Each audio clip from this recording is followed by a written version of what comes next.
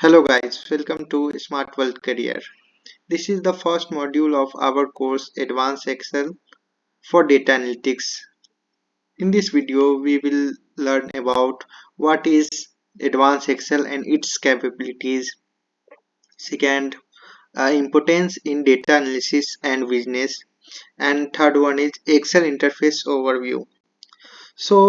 First of all, we have to understand what is Excel.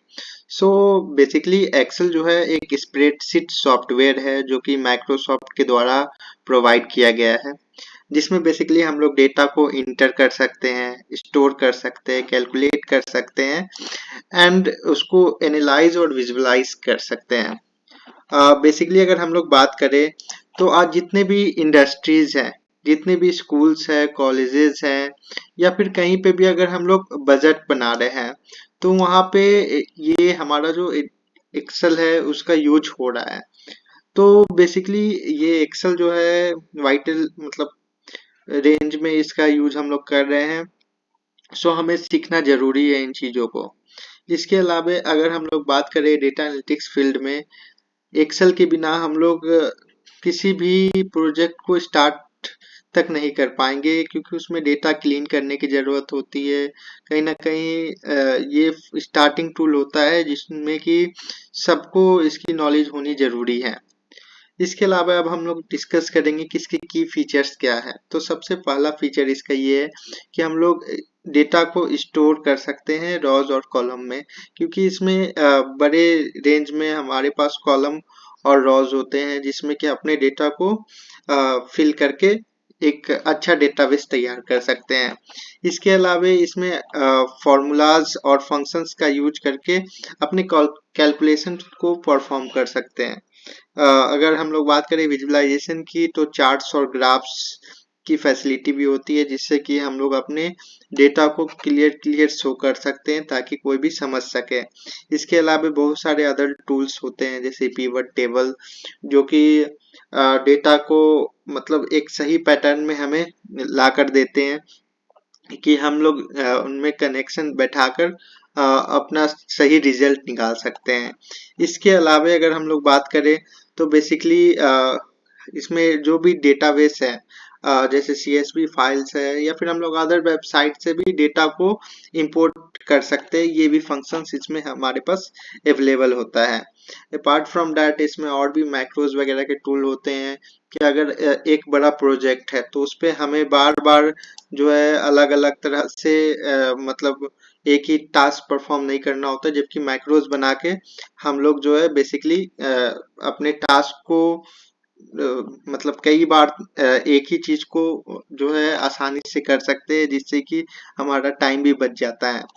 अब next part में आते हैं। बेसिकली अब डेटा एनालिसिस टूल में एक्सेल का कहाँ कहाँ और कैसे यूज है वो हम लोग समझेंगे। सबसे फर्स्ट जो है हमारा वो है data cleaning. Basically data cleaning जो है ये अगर हमारे पास कोई भी डेटा आ रहा है, किसी भी सोर्स से डेटा आ रहा है, तो वहाँ पे कंप्लीट डेटा नहीं होता।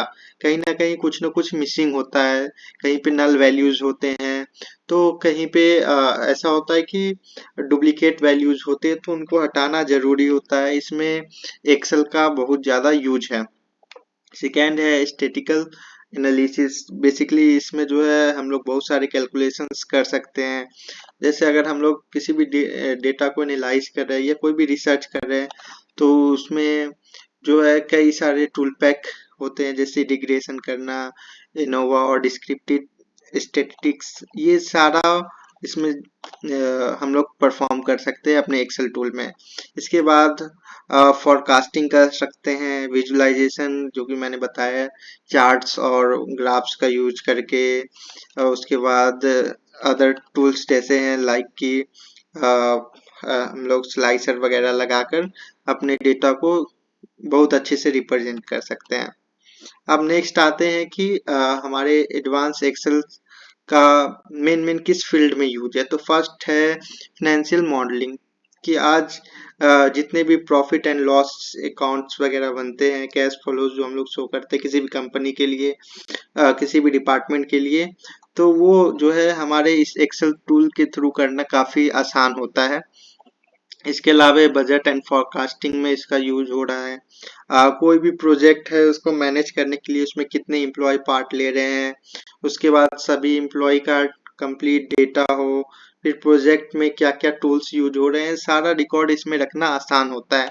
यहाँ तक कि किसी प्रोजेक्ट के लिए क्या बजट होगा उसको भी हम लोग एक्सेल टूल के थ्रू कर सकते हैं।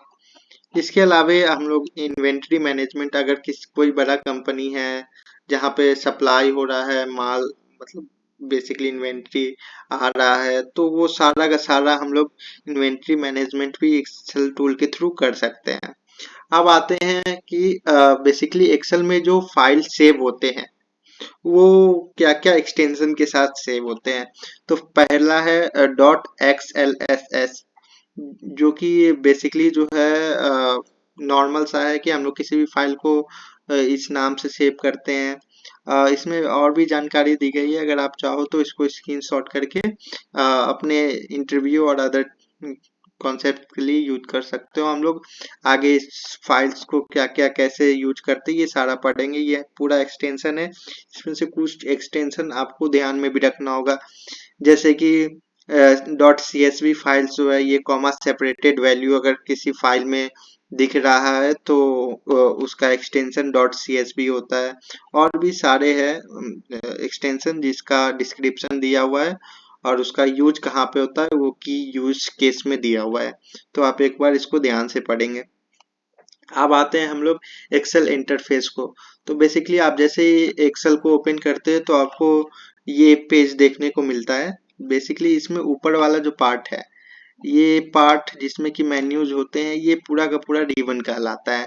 रिबन में हमारे पास कई तरह के मेन्यूज होते हैं, जैसे file, home, insert, page layout, formulas, data, review, view, ये तो नॉर्मल होते ही होते हैं मेन्यू। इसके अलावा भी कुछ और मेन्यूज होते हैं जो कि हम लोग ऐड कर सकते हैं यहाँ पे, जैसे डेवलपर टूल्स है उसके लिए अलग आ गया, और अपने अकॉर्डिंग और भी टूल्स को हम लोग मेन्यूज को यहाँ पे शो करवा सकते हैं, जो कि हम लोग आगे वीडियो में देखेंगे। अब आते हैं नेक्स्ट पार्ट पे। ये हमारा टूल बार कहलाता है। हर मेन्यू के अंदर कुछ टूल्स होते हैं जिनको हम लोग टूल बार कहते हैं। जैसे होम मेन्यू है, इसके अंदर इतने सारे टूल्स है। इंसर्ट मेन्यू के अंदर फोटो वगैरह ऐड करने के लिए, वीडियो ऐड करने के लिए कुछ टूल्स होते हैं। इसके अलावा पेज लेआउट में पेज सेटिंग, जो हमें किस तरह का मतलब क्या हाइट, ऊपर से क्या छोड़ना है, स्पेस, मतलब मार्जिन्स वगैरह, ये सारा कुछ हम लोग पेज लेआउट में देखते हैं। हमारा जो प्रिंट आएगा वो A4 साइज में होगा या कैसा होगा, ये सारा कुछ हम लोग पेज लेआउट में देखते हैं। फॉर्मूलाज में हम लोग डिफरेंट फॉर्मूलाज अप्लाई करते हैं। डेटा में डेटा वैलिडेशन और कई सारे कॉन्सेप्ट्स इसमें होते हैं। हमारे मतलब पूरे एक्सेल के काम को आसान बनाने में डेटा का डेटा वाला टाइप का बहुत ज़्यादा यूज है। इसके अलावा रिव्यू में हम लोग देख सकते हैं कि प्रिंट कैसा आएगा, ये सारी चीज़ें हैं।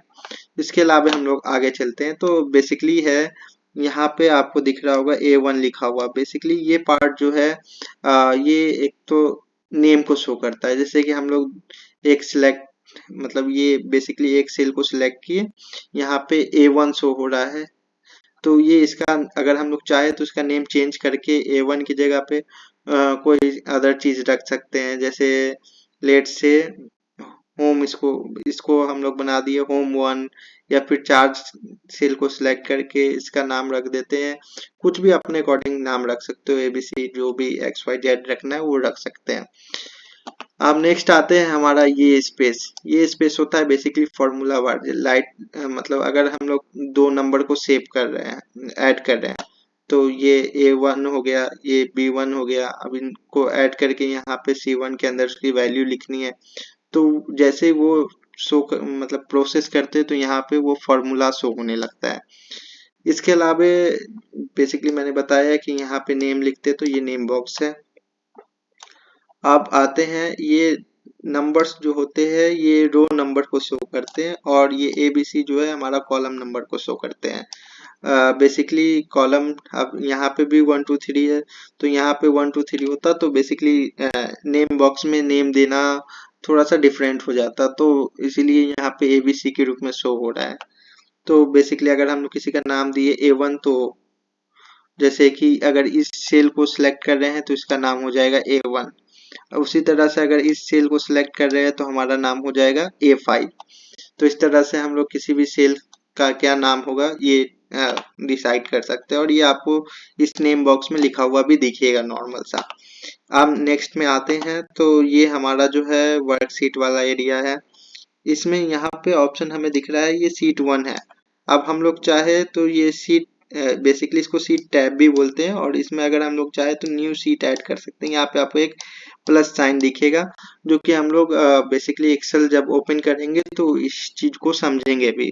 इसके अलावा यहाँ पे व्यू टैब होता है, यहाँ पे हमारा जूम टैब होता है, तो बेसिकली जूम करके थोड़ा सा बड़ा कर सकते हैं इसको, माइन जूम को कम करके इसे स्क्रीन को छोटा कर सकते हैं अपने यूज के अकॉर्डिंग, बेसिकली ये हम लोग करते हैं। इसके अलावा यहाँ पे स्क्रॉल करने के लिए स्क्रॉल बार होता है, जिससे कि सीट में ऊपर नीचे हम लोग मूव कर सकते हैं। यहाँ पे स्टेटस बार होता है। इसके अलावा हमारे पास फाइल का नाम भी यहाँ पे शो हो रहा है, तो जो भी फाइल का नाम देंगे वो यहाँ पे आपका शो होने लगेगा।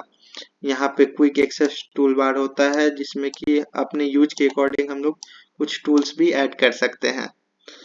सो बेसिकली इस वीडियो में इतना ही। हम लोग नेक्स्ट वीडियो में पूरे एक्सेल के इंटरफेस को वन बाय वन समझेंगे। छोटे मोटे कैलकुलेशन जो हम लोग आसानी से कर सकते हैं, वो भी हम लोग नेक्स्ट वीडियो में डिस्कस करेंगे।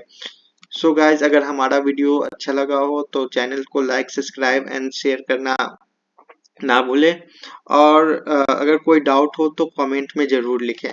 Thank you guys.